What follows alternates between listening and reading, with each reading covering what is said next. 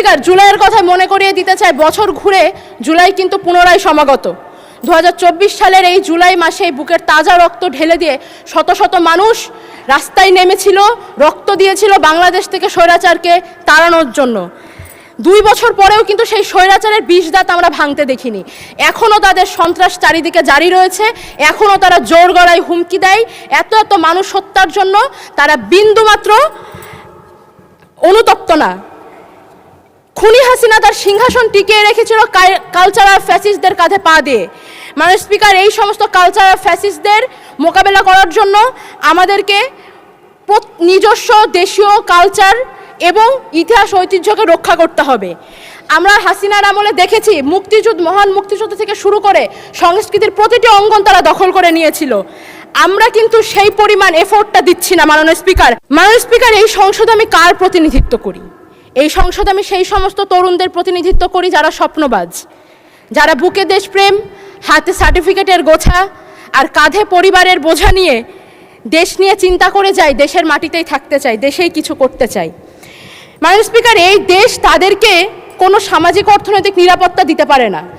তাদের নাগরিক হিসেবে আত্মসম্মান রক্ষায় কোনো ব্যবস্থা নেই, কোনো প্রস্তাবনা নেই। মাননীয় স্পিকার, আজ জাতীয় সংসদে বাংলাদেশের প্রধানমন্ত্রী উপস্থিত নেই। আমি শিক্ষিত বেকার তরুণদের প্রতিনিধি হিসেবে আপনার মাধ্যমে মাননীয় প্রধানমন্ত্রীকে অনুরোধ জানাতে চাই, আলোচনা সমালোচনার বাইরেও সত্যি সত্যি কাজে লাগবে এরকম কিছু নিয়ে আসুন। এই বিপুল কর্মক্ষমতাকে কাজে লাগানোর জন্য আমি কিছু প্রস্তাবনা রাখতে চাই। বর্তমানে সরকারি চাকরিতে শূন্য পদের সংখ্যা 4 লক্ষাধিক। সরকারি অফিস আদালতে পর্যাপ্ত লোকবল নেই। এই ক্ষেত্রে স্থায়ী জনবল নিয়োগের আগ পর্যন্ত চুক্তিভিত্তিক অসচ্ছল ও মেধাবী শিক্ষার্থীদেরকে অগ্রাধিকার ভিত্তিতে পার্ট টাইম কাজের সুবিধা করে দেওয়া যেতে পারে। এটি যেমন তাদের অভিজ্ঞতাকে সমৃদ্ধ করবে, তেমন তাদের সামাজিক ও অর্থনৈতিক নিরাপত্তা দেবে। আবার সরকারও লোকবল সংকট থেকে মুক্তি পাবে। মাননীয় স্পিকার, দক্ষ মানব সম্পদ গঠনের উদ্দেশ্যে বাংলাদেশের সরকার বিভিন্ন সময় বিভিন্ন কারিগরি প্রশিক্ষণ দিয়ে থাকে, কিন্তু বর্তমান যুগটাই টেকনোলজির যুগ। এই বিশ্বায়নের যুগে পুরো পৃথিবী মার্কেট প্লেস। যুগের সাথে তাল মিলাতে শিক্ষিত তরুণদের জন্য অন্যান্য কারিগরি প্রশিক্ষণের পাশাপাশি সরকারের উচিত সরকারি ইনভেস্টমেন্টে ফ্রিল্যান্সিং ট্রেনিংয়ের ওপরে গুরুত্ব আরোপ করা। এতে তরুণরা স্বনির্ভর হবে, তাদের হাত ধরে বাংলাদেশে বৈদেশিক মুদ্রা আসবে এবং বেকারত্বের পরিমাণ কমে আসবে।